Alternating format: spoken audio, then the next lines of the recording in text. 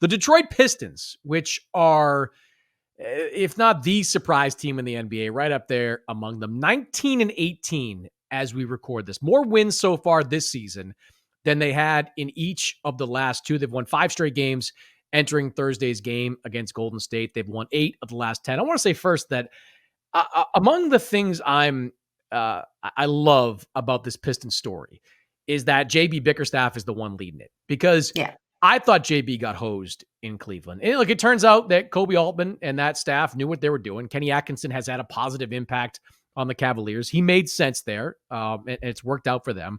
But I'm so glad to see JB get this opportunity and this team thrive behind it. There are a lot of reasons why Detroit's been pretty good, and we'll get to them. But JB Bickerstaff having the success he's had, I think, is a net positive. On the floor, though, what it comes down to for me in a lot of ways is Cade Cunningham's improved play and his availability. One thing I wrote before the season, I had talked to some coaches, including a couple of coaches that were in Detroit last season, was that he played 60 some odd games, but he's had stretches over the last few years where he just hasn't been available, hasn't been on the floor, where I think some people were questioning the toughness within him and his ability to play through pain, play through injuries. He's played in 33 games so far this season. He's averaging 24 points, 9 assists, 37% from 3, all career highs. He's always had that talent, Rachel. He's just now combining the talent with the durability that you need to be a star in this league. So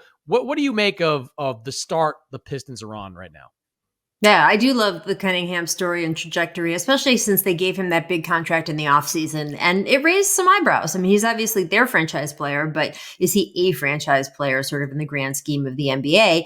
And he didn't get that contract and rest on his laurels. He got that contract and ran out and proved that he earned it. And I think that's a big deal.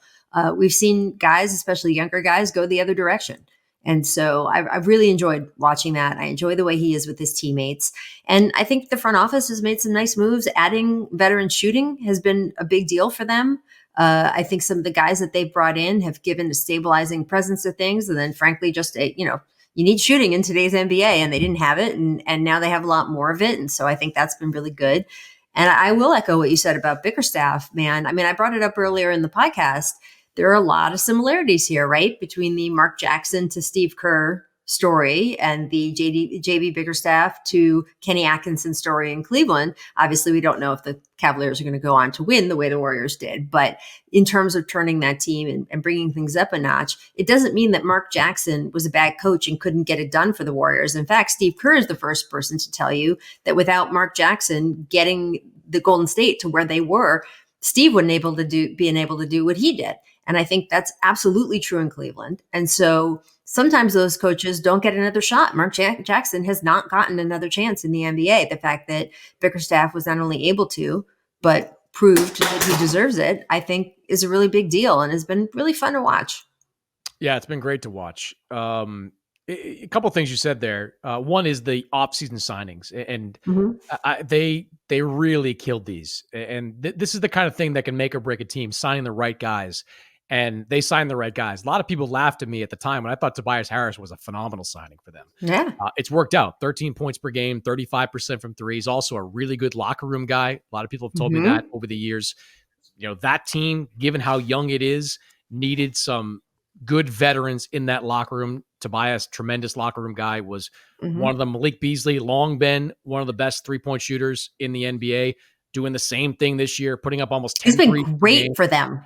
Great for them. Putting up almost 10 threes per game, shooting nearly 40% from three. Tim Hardaway Jr., exiled from Dallas. He's having a solid year, putting up double figures in a big role with this team. The Jaden Ivey injury was obviously brutal. He was having a really good year. And look, that was one of the questions for the Pistons coming into this year was, how, would Cunningham and Ivey be able to play well together? Would they be able to thrive off each other?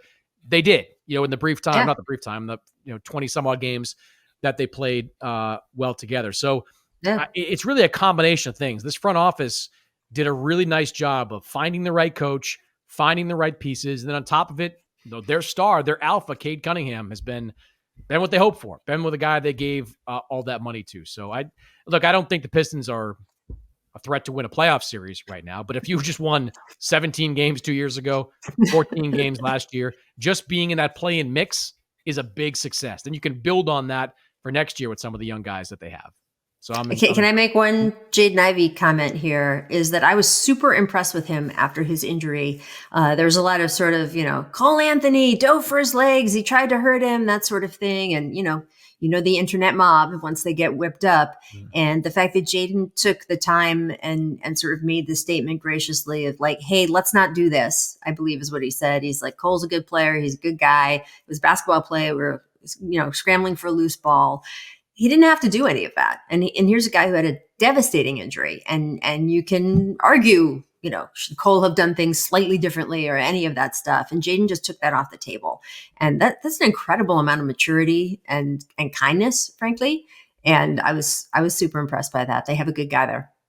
Yeah. And did I read, did JB Bickerstaff say they want to hopefully come back this season? Like, that would be a pretty impressive accomplishment if he comes back this season. Yes. That was a tough injury, but hell, if he can come back, I mean, a young guy, if anyone can do it, Yeah. he probably can. So that would be a really boon for them. But again, great start for the Pistons. Great story this year. Hopefully they keep up this kind of play-in mix type of level, because that'd be a big boost for that team, that organization, which has had some really rough years, over the last decade.